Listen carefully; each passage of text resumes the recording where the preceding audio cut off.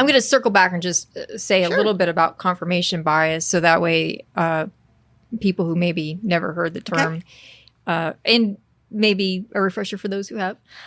So confirmation bias is a bias where we have a theory about the world, and then we go forth and we collect data that supports that theory and discard data that refutes it.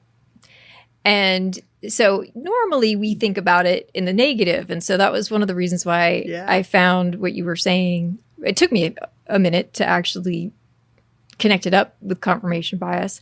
Yeah. But that's why it took me. That's what I liked about your topic, was that it's a different way of looking at confirmation bias. And, like most of the biases we have, they actually serve a good purpose. Mm-hmm. There's a reason why we do it. It's just, our brain likes a shortcut, but the brain likes a shortcut that generally works out well for us.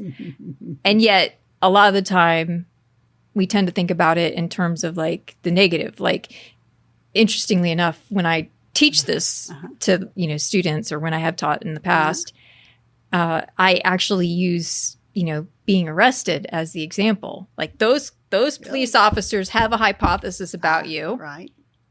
Shut up.